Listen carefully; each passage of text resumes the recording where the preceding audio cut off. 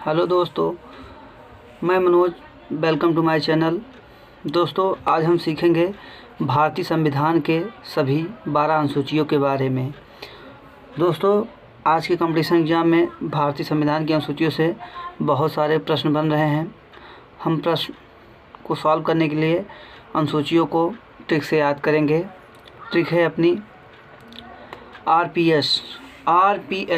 RPS ने सीटों के लिए एससी और एसटी के साथ सख्त की भाषा बोली तथा उनकी भूमि को दलदल बनाकर पंचायतों और नगरों को दे दिया। दोस्तों, ये है ट्रिक। सबसे पहले इनमें जो मेन वर्ड्स हैं उनको अंडरलाइन हुए हैं, उनको देखते हैं। सबसे पहले आरपीएस को अंडरलाइन, फिर सीटों को अंडरलाइन कर लेना है, फिर एससी को अंडरलाइन कर लेना है, शेड्यूल कास्ट है, उसके बाद एसटी शेड्यूल ट्राइब है, फिर शक्ति को, फिर भाषा को, फिर आगे आके भूमि को, फिर दलदल को, फिर उसके बाद पंचायतों को और नगरों को अंडरलाइन कर लेना है। इसके बाद सबसे पहले हमें पहली अनुसूची को याद करना है। आरपीएस से आर मतलब राज्य और उसके संघ क्षेत्र, राज्य से क्षेत्र। आर से याद करेंगे राज्य। ऐसे ही हल्का हिंट लेके हम लोग आसानी से याद कर लेंगे।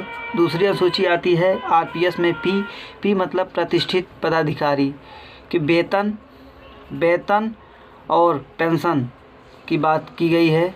पदाधिकारी जैसे राष्ट्रपति, राज्यपाल, लोकसभा अध्यक्ष, उपाध्यक्ष, राज्यसभा के सभापति, उपसभापति, विधानसभा के अध्यक्ष, हाई कोर्ट और सुप्रीम कोर्ट के न्यायाधीश आदि को प्राप्त होने वाले वेतन, भत्ते और पेंशन की बात की गई है। आज के कंपटीशन में डायरेक्ट ही क्वेश्चन पूछता है कि किस अनुसूची में वेतन और भत्ते की बात की गई है, तो अनुसूची 2 है।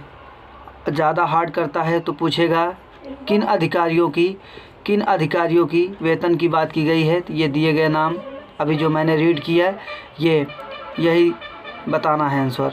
याद कर लेना आपको। थर्ड अनुसूची एस, आरपीएस में एस मतलब शपथ किसकी होगी? मंत्रिपरिषद किसकी शपथ लेगा? पद और गोपनीयता की। सुप्रीम कोर्ट और हाई कोर्ट दिलाता है।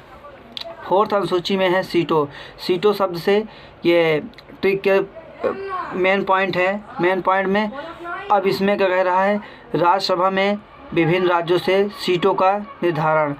यहाँ सीटों से मतलब राज्यसभा में विभिन्न राज्यों से सीटों का निर्धारण करना है। सीटों से हम पहचानेंगे। 5 में शेड्यूल कास्ट है। अनुसूचित और अनुसूचित जनजाति के क्षेत्रों का प्रशासन और नियंत्रण के बारे में है। शेड्यूल कास्ट मतलब अनुसूचित जनजाति। अनुसूची 6 में है शेड्यूल ट्राइब, अनुसूचित जनशासित संबंधित राज्य असम, त्रिपुरा, मेघालय, मिजोरम के प्रशासन का प्रधान है। इसको हम याद करेंगे कैसे? एटीएम में ए से असम, टी से त्रिपुरा, एम से मेघालय, अगला है मिजोरम।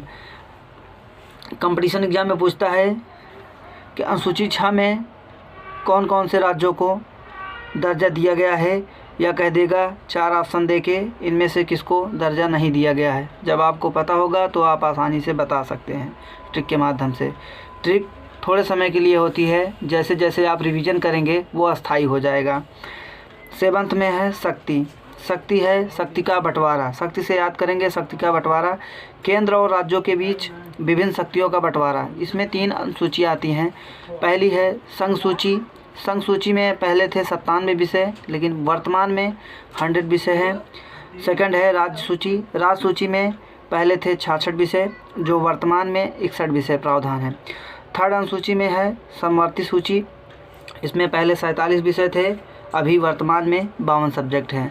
संघ सूची वह सूची है जिसमें केवल केंद्र सरकार कानून बनाती है।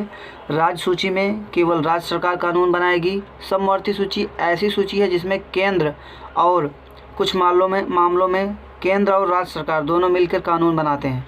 ठीक है। नेक्स्ट में आता है 8वीं अनुसूची। 8वीं अनुसूची में भाषा से रिलेट करेंगे भाषाओं ट्रिक के माध्यम से। भाषाओं मतलब 8वीं अनुसूची में 22 भाषाओं का उल्लेख है। आते हैं 9वीं पे भूम से हम समझेंगे भूम सुधार। मेन पॉइंट पकड़ना है भूम सुधार। ये 9वीं अनुसूची फर्स्ट संविधान संशोधन 1951 के तहत जोड़ी गई थी। डायरेक्ट क्वेश्चन पूछता है कंपटीशन में कि 9वीं अनुसूची किससे संबंधित है और किस संविधान संशोधन से ऐड हुई है। फिर आता है 10 में आता है दलदल को राइम करेंगे हम दल बदल का। 10वीं में कहा गया है दल बदल का प्रावधान, और ये 92वां संविधान संशोधन 1985 के तहत जोड़ी गई। इसके बाद नेक्स्ट है 11वीं अनुसूची जो कि पंचायतों से पंचायती राज व्यवस्था का प्रावधान है। 73वां संविधान संशोधन 1992 से 93, और इसमें वर्तमान में 29 विषय हैं। कंपटीशन में पूछा जाता है कि वर्तमान में 11वीं अनुसूची में कितने विषय का प्रावधान है, तो 29 विषय का प्रावधान है।